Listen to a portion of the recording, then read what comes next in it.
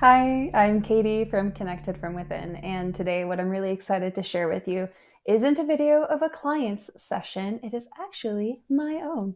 And I'm really excited because I am way overdue. I have been way overdue. I like to do these way more frequently, but it's been probably, I don't know, a year and a half or 2 years since I've been able to have my own hypnosis session. So it was so great. It was so great. So I'm really excited to share it with you guys for a few different reasons. First, what I want to point out to you is how a session unfolds. You'll notice that at times I am, even though I'm articulating a lot, I need a little bit of space in order to really disseminate the information that I'm seeing. So you'll kind of get a little bit more of a real time feel for how that can have these little breaks along the way. And the other reason that I would like to show everybody kind of how this unfolds is because having the understanding that I do as a practitioner, I know how information can come in so many different ways and how some of it can be metaphoric and some of it could be just these concepts that are being shared. And so you'll kind of hear, if you pay attention throughout the video, you'll hear me say, well, I'm not entirely sure it's something like this. It may be metaphor, it may be conceptual. And sometimes I just explain that I don't have total clarity, but I'm getting information that is pointing to this, this idea or in this direction. So I like to share this information, not just for the amazing content that came through about Lemuria, but to really help clients understand how this is subtle. You're navigating subtle information, you're interpreting subtle information. It isn't like a movie that's just playing behind your eyes. You really have to allow yourself to keep sinking deeper and deeper. The Lemurian one, I am going a little bit slower in the ancient Egypt one that comes in part 2, which is the second half of this past life regression portion. It's the second lifetime that I jump into. That one goes a little bit quicker, and that's also what I find in all of my sessions with clients. And it's actually what Dolores Cannon used to teach. She would use the past life regression for was to allow it to keep going deeper and deeper, quicker and quicker, so that by the time that you get to the higher self, the connection is a lot more stable and a lot more strong. So I wanted to share this video because it kind of shows that process. And of course, just because it goes into Lemuria and it explains what we were doing with the consciousness of the pyramids. So it was really beautiful for me to remember. Oh my gosh, it's just, we live in different times now. I actually, maybe it was like 6 months ago or so, had moved through some of the pain that I was holding on to from that lifetime of having lost it, knowing that it's gone. And that, I believe, is why I was able to kind of be able to connect to the beauty of it again in this past life regression, was because it didn't come packaged with the pain of grief and loss of such a beautiful civilization. So I hope you enjoy. After the video where I go into showing you myself laying in bed and going through this process, I will actually come back on and elaborate a little bit more on some of the pieces that I realized after watching it were going on in my head and it didn't quite translate all of the way. There's just more information. You're seeing things and you can only talk so fast. So I'll kind of hit on a few more points that maybe would be more valuable to you. And then after that, there's also going to be a part 2 where it's just going to be the lifetime where I go into ancient Egypt, where I will do the same. So, and I actually just remembered 2 more things that I wanted to mention. So the first thing that you may notice if you're watching this instead of listening is that the video is really, really blurry. It keeps alternating between being clear and blurry. And I didn't realize it until I watched it myself. But my Zoom account had blur the background feature on. And so unfortunately, that's what's going on with that. And the other thing I wanted to mention, so it doesn't catch you off guard, is that there is a practitioner who you'll hear her voice once or twice throughout. I wanted to also bring this up because, one, I don't want it to take you by surprise and wondering where the heck this voice is coming from. But the second is that this isn't as common. This the little amount of interaction from the practitioner that's only because I know exactly what's coming in a session. I know exactly the kind of information to get. And so I was trying to make it a little easier on her by just continuing to move through the cycle. And usually there's a lot more interaction between the client and the practitioner, but just because I've done this so many times, I just was able to move myself through all of the scenes. I wanted to share that so that you are not confused when you hear another voice come in, and also so that you don't feel the pressure that you have to do that if you're a client, because that's not at all the case. So that's pretty much the only thing that I would say is unique to my experience that would not I've never had this happen where a client is just they're going so far and so advanced and just flowing out their own session. So that's the only thing that I think would be very different between your session and my session. So with that said, I really hope that you enjoy. Through this, it's almost like the vortex was like one of those rides, like a water slide where they call it like the toilet bowl, but it was all white. And I Mm-hmm. went through, and it's like this pinpoint. It's like I had to dissolve a certain amount of myself to be able to make it through this pinpoint. And I can travel anywhere from this pinpoint. The first scene that is coming to mind is from this place that I went to in a meditation once. And every time I try to move past it, it seems like this is the path of least resistance, is to just flow with this one, and it may pop into others, but to start here. And so I'm in a tropical climate where there is a little waterfall in front of me with a small like lake. Mm-hmm. And the water is very clear, but underneath it is it's rock mixed with crystal. And this is a place I come to connect, clear my mind, and recharge. In the distance, I can perceive pyramids. Mm, I'm unclear if they are black pyramids or shiny. Maybe they're like, from a certain angle, they appear white, but from other angles where the sun isn't hitting, they're black. Some kind of reflective crystal, like onyx. And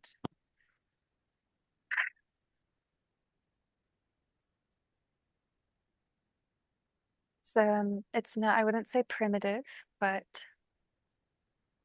simple. It doesn't require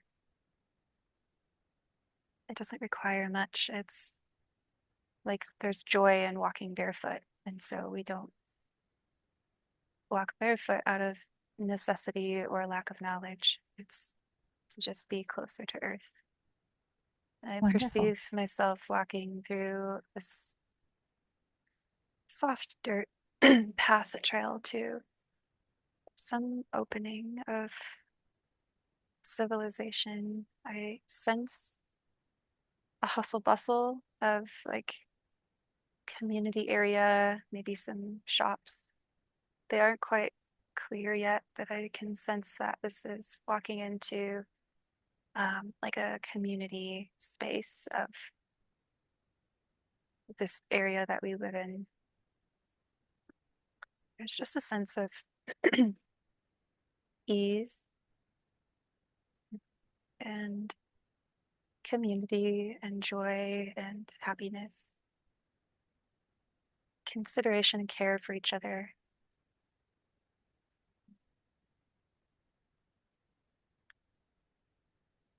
And nobody feels rushed. Everybody feels like time is unfolding perfectly.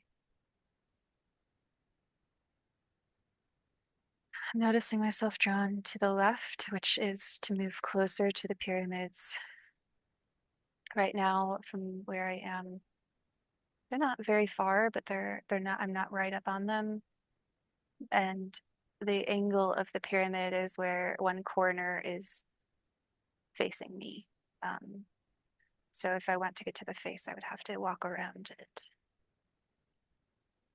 I can feel presence of an ocean not so far away. I don't see it, but I can feel its energy.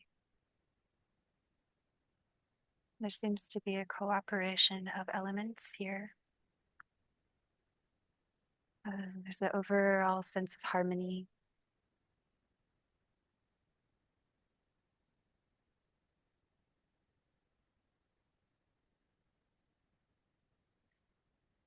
Looking at my body now, perceiving a something similar to a toga, light colored fabric, either white or off-white. And for some reason, I just perceive it coming around my left shoulder. It may come around both, but I just feel it more on my left shoulder. I think I'm a woman.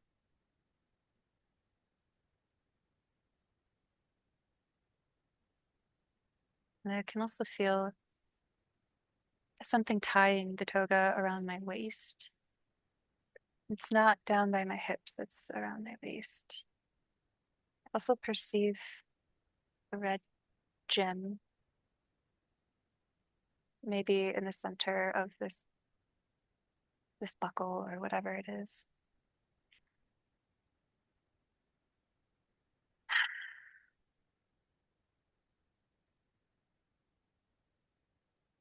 The red gem seems to have significance to the earth energy.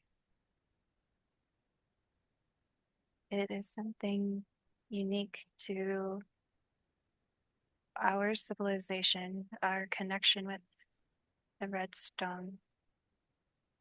So we wear it where it is not the exact red stone, but it is something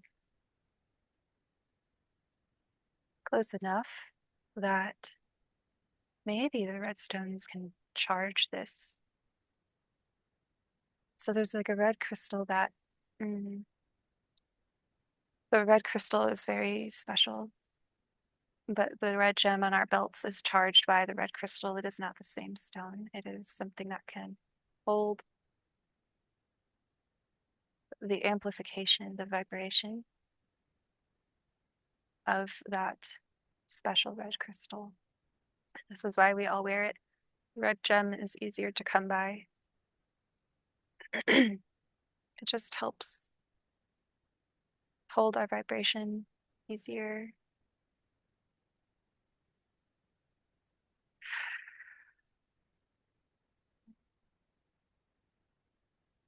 I cannot perceive much more yet about my body other than it feels healthy and it feels thin.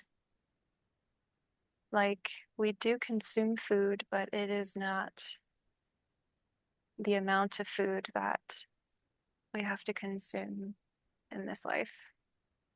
It seems like it's substantially less food that's required, so everybody's just thinner and less muscle tone, or I should just say less muscle mass. Everybody feels pretty healthy and in shape.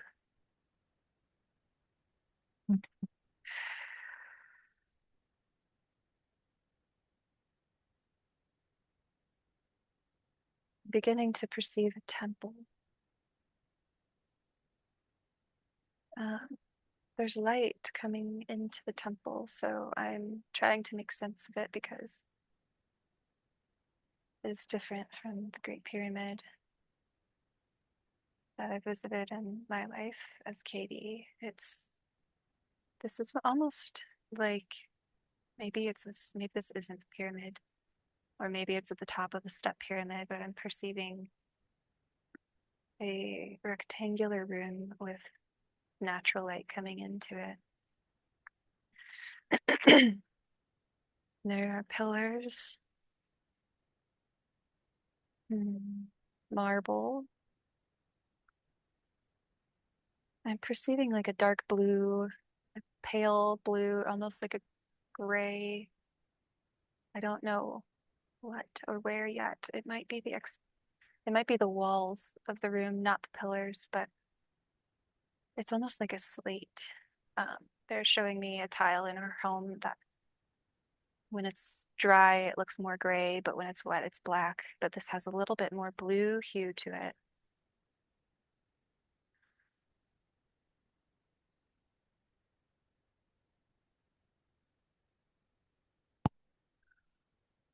Trying to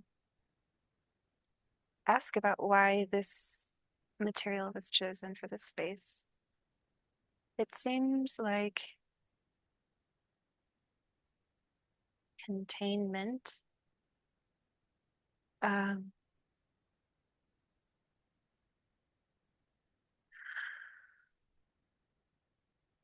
I at first was wondering if it was to keep energy outside from getting in, but it seems like this is to contain the energy that is produced within and direct it in the way that is wanted instead of it leaching out in all directions. So this is a stone that is chosen to contain the frequencies that are being generated inside. I'm asking about if they're generated at other parts of the pyramid. And it is a yes and no answer of there's support from other parts of the pyramid coming into this room, but it is what is happening in this room that is the most important aspect. I'm perceiving a sphere of light. I am slightly unclear on its texture, if it's water or crystal or just light on its own. I'm perceiving it above a square that has water in it. It's floating somehow in what seems like the center of the room. And I don't know if I can see it or if I could just perceive it, so I don't know if it would look like this or if this is just how it feels, but I perceive that the energy of this sphere is going up and down, with the focus being what I'm looking at is the upward motion of this energy that is moving up through the pyramid towards the apex. Inside has it's just like a lot of blue crystal, blue marble.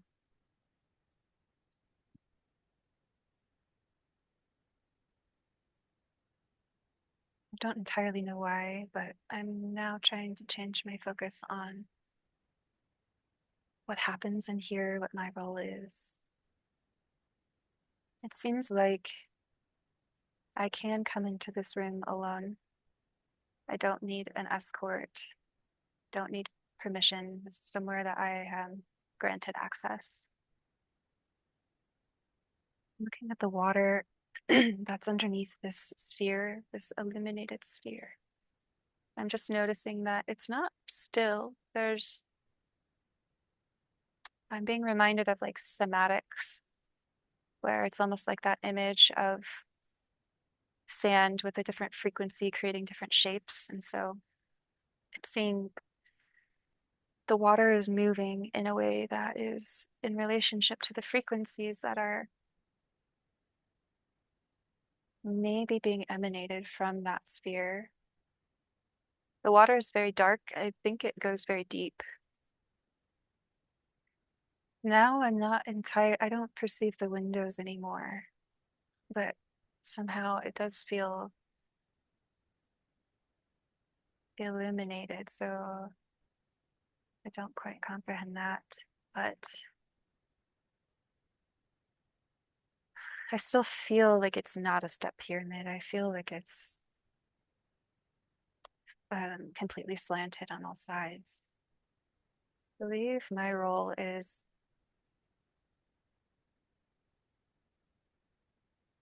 I can hold, these aren't the right words. It's something like holding a frequency within me, but it's like I can work with the sphere in the center. There's something that,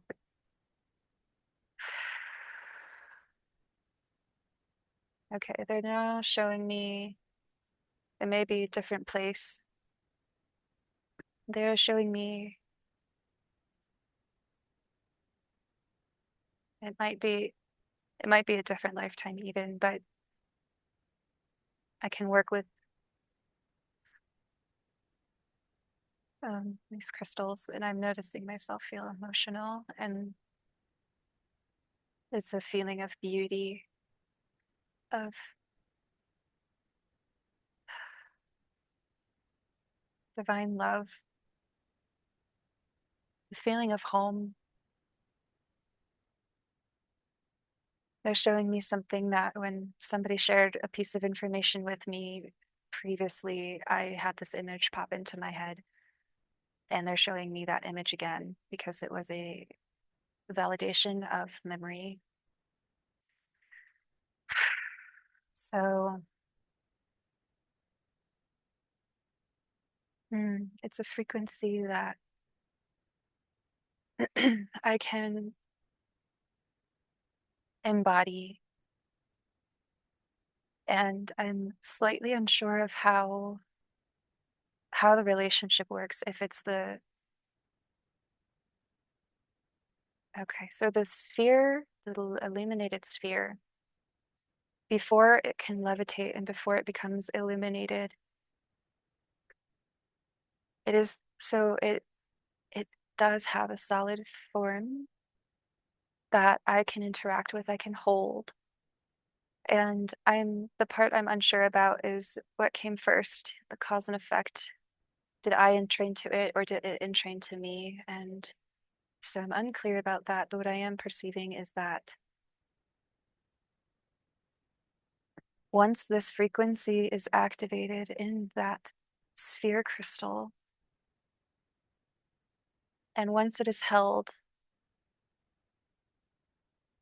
in a specific location in 3D, there's there's a feeling that happens when it's geometrically harmonized. And in that spot, you can we can release it and let it go, and that's where it starts to levitate. And it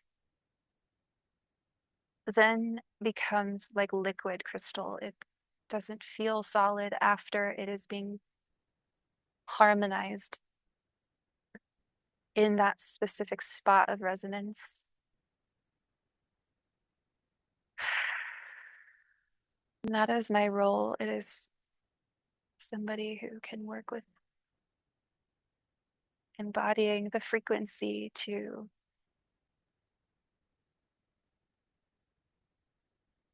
broadcast.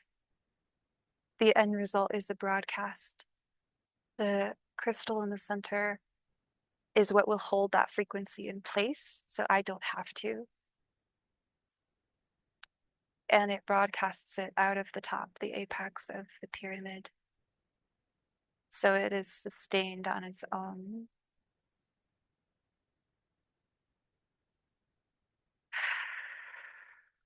I'm trying to perceive if it requires maintenance or if this is, set it and you're done. And I feel that it is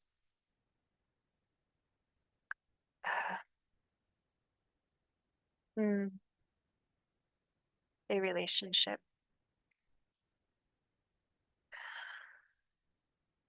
I feel a greater sense that this is like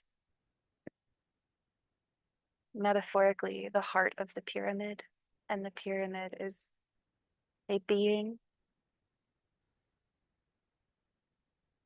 And so it isn't so much that it requires maintenance, it is more of an exchange of love with a being. It feels like the joy of a relationship, the joy of getting to know somebody more deeply and them getting to know you more deeply. There's something that there's like an exchange of energy that happens that is fulfilling for all.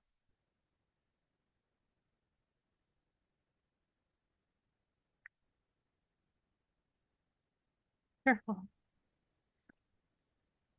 Now, this emotion that you felt, have you felt it before?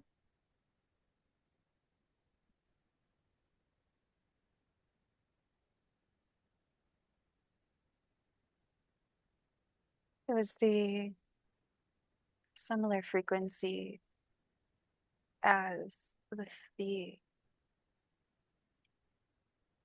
brief feeling at the channel panel, which it wasn't brief, but this, what I mean by that word is a fraction, a very small dosage of that frequency. And this is just most of all of what could be felt. And so in my lifetime as Katie, it's the two instances where I felt that energy being pinned very high. The first time that I'd felt it, it was a larger percentage than the second time, but both had a similar resonance of home. And it's in this lifetime I'm viewing now, I could hold more of that frequency in my body, substantially, substantially more. I perceive myself glowing, almost becoming like pure light, like I could shift out of being physical into pure light because of this frequency and the amount of light that I could hold.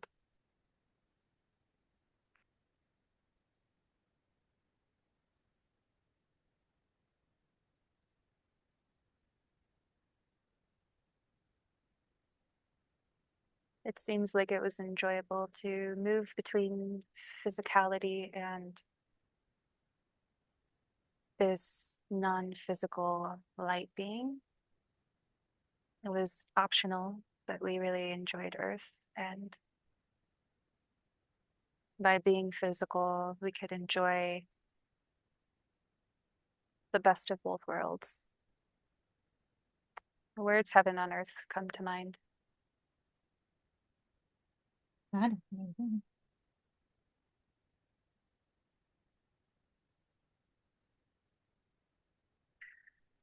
Is there any more information here?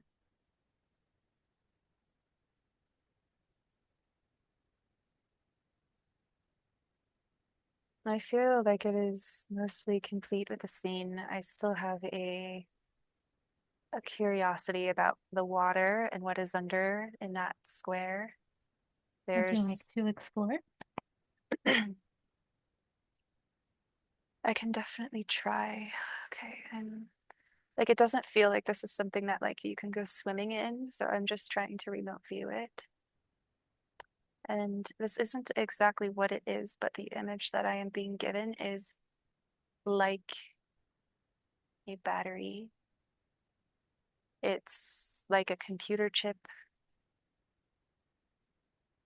I'm just seeing like movement in different directions, just like it's a mechanism. It seems like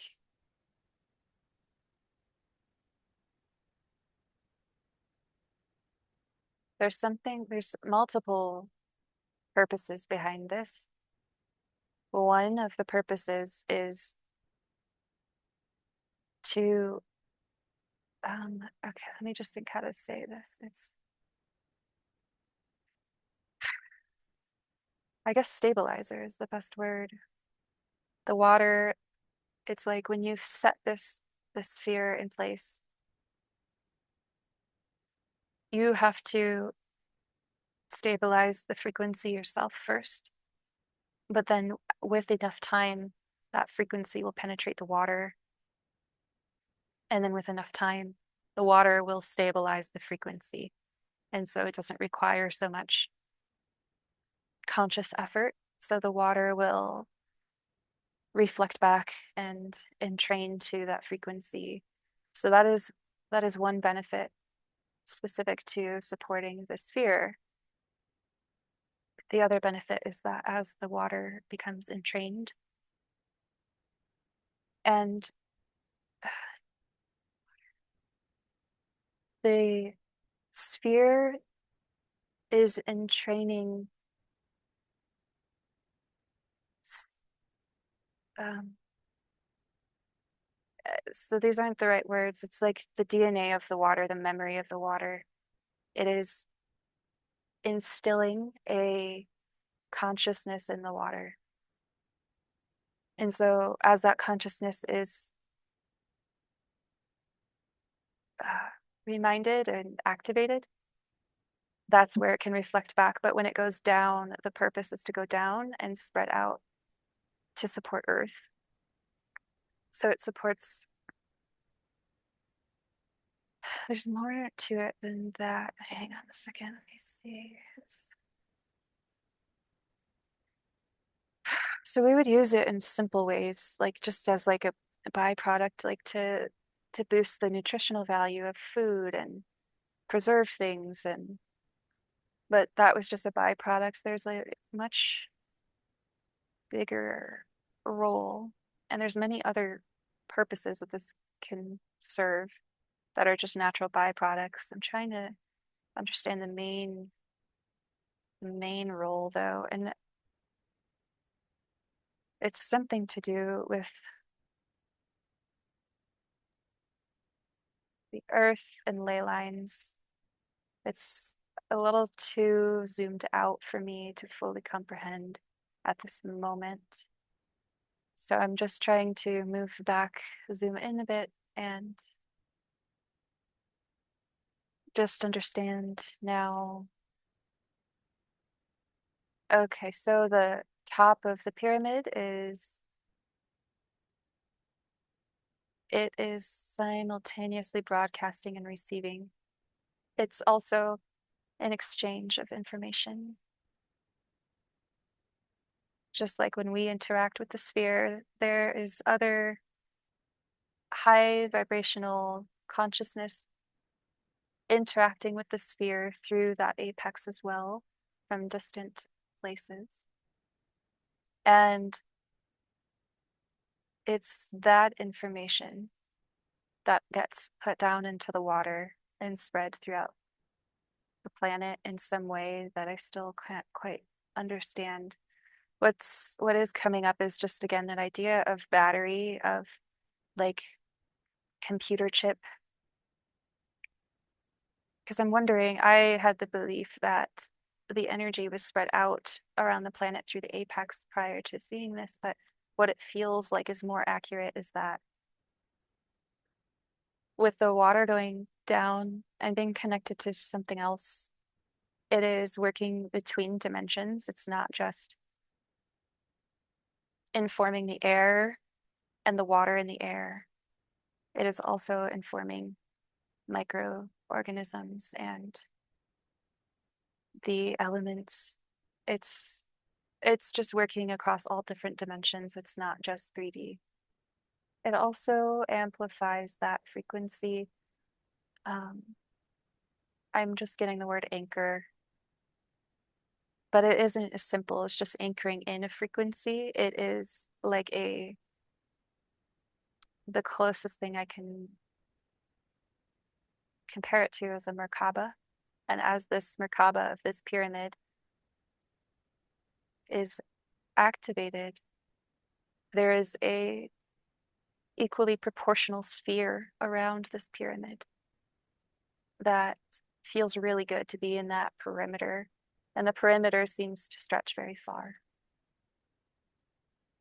And so it just harmonizes things. It just feels really like the essence of nature is so strong, and the appreciation of nature is so strong because you can feel how everything is in its own perfect expression.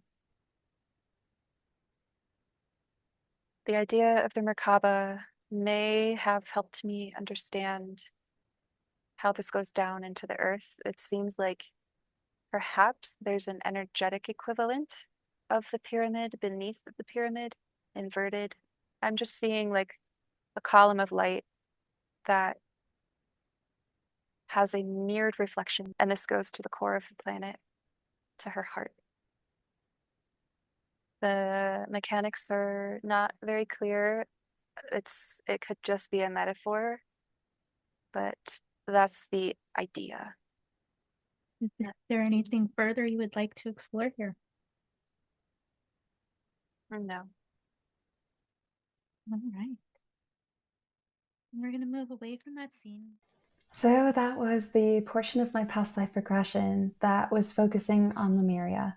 There's one part that I did remove. You may have picked up on a little bit of choppiness. I'm not the best editor, but the portion that I removed, I took out because I was trying to tune into a technology that had to do with programming the stones of the actual pyramid.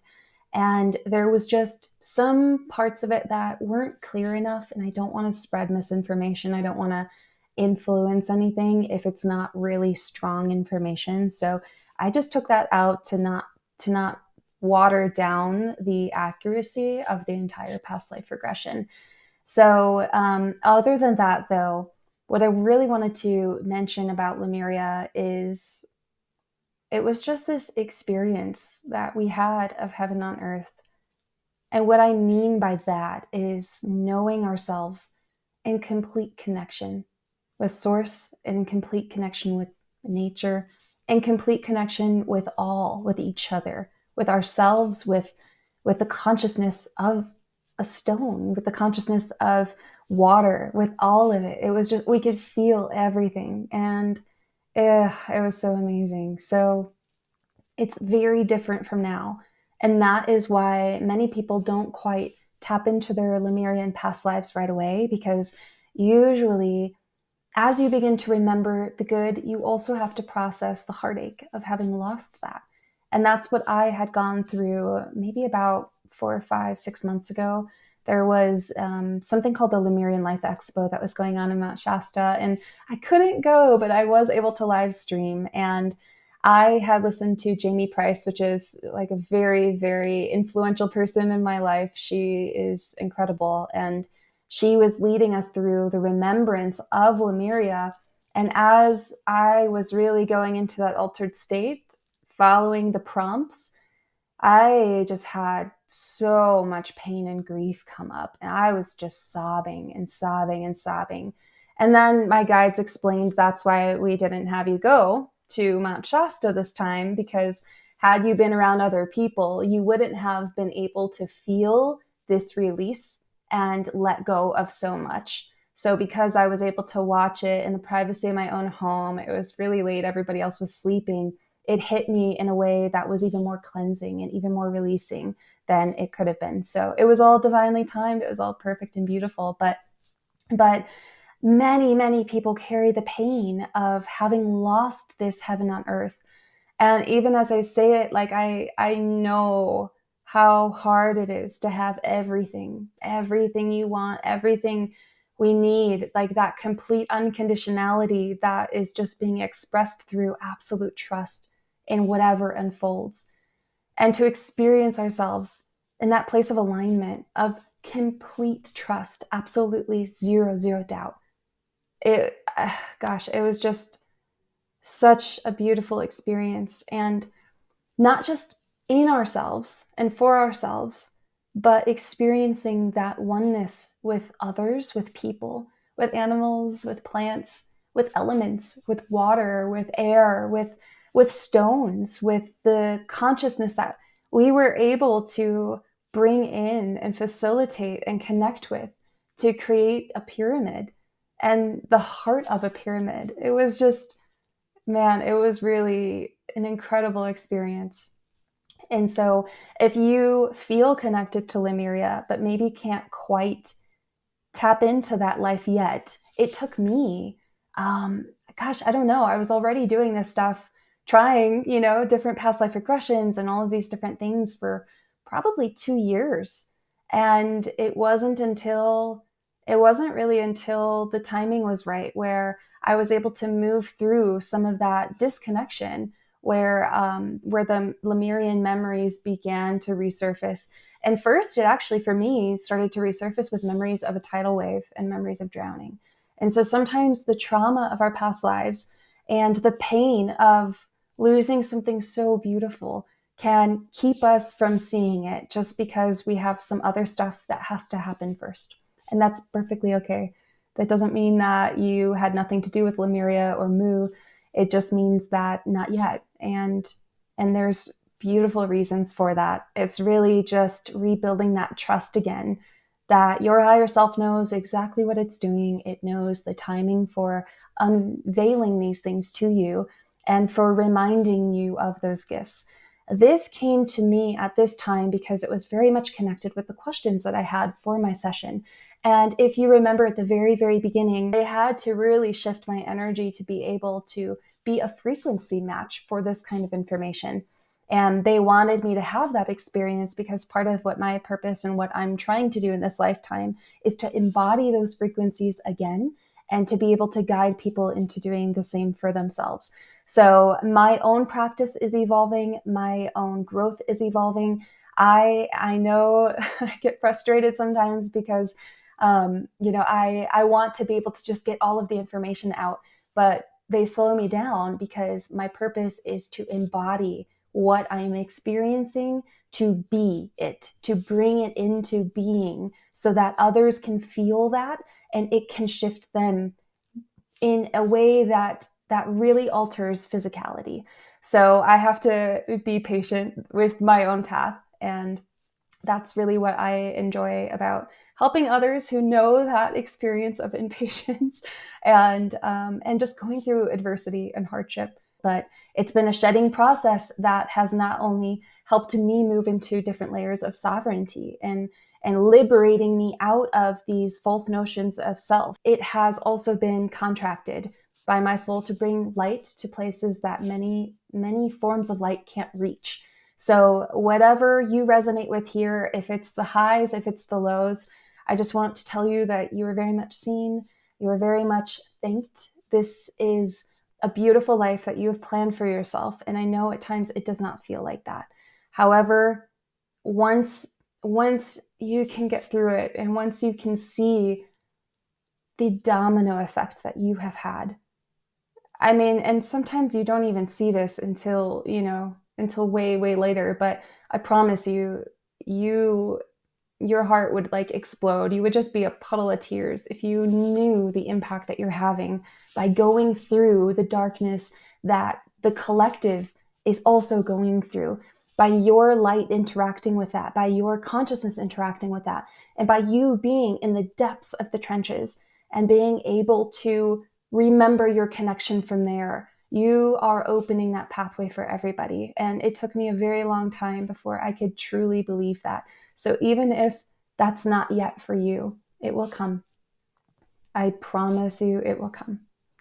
So if you have any questions about the Lemurian life that maybe you would like for me to help answer, if there's anything that you listened to that you would like a little bit more clarity on, I'd be happy to answer any of that if you just leave your questions in the comment section below.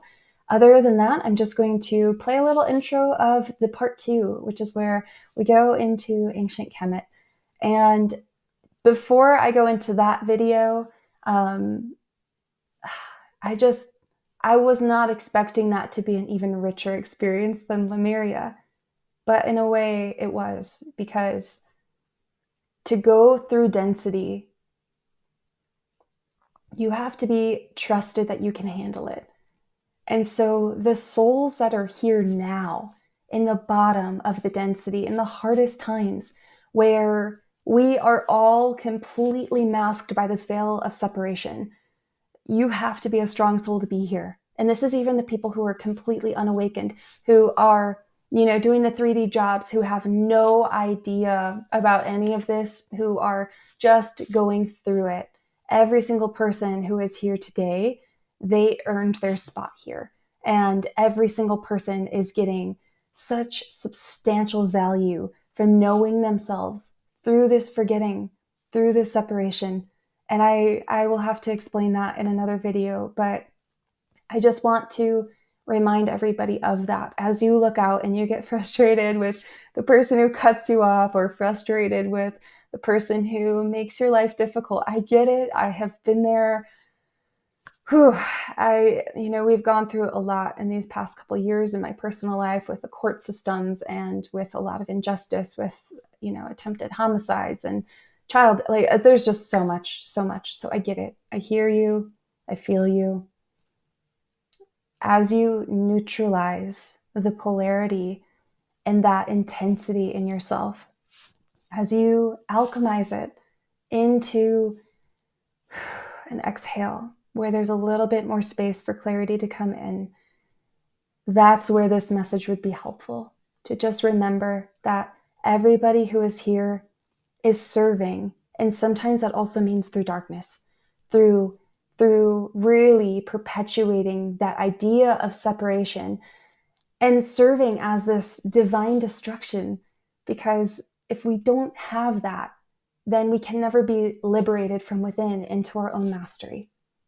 So that is really what my lifetime in the beginning of ancient Egypt was about. It was about being entrusted with this beautiful expression of mastery, and to be able to systemize initiations and to come up with concepts of forgiveness that would be able to reach us in this time now, to create justice and have her be birthed into this reality. All of these things, it's for now. It's for this part, the darkest of all of it. And guys, we're so close. We're very, very, very close at all of that changing. So I hope that you've enjoyed what you've heard so far. And if you feel called to continue on with the information, the next little portion will just be a preview of the following video, which is part 2 of the past life regression that I just went under. So thank you. Thank you for what you do. Thank you for knowing who you are. And thank you for just trusting. And even if you don't trust, just for continuing. Thank you for being alive and for showing up. Thank you. Kemet. It feels like I am doing work inside of a chamber in a pyramid in a different lifetime.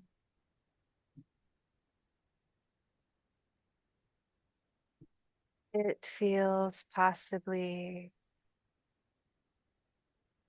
there's a connection with Atlantis, because we still know how to use things. There's technology and an understanding that we still have.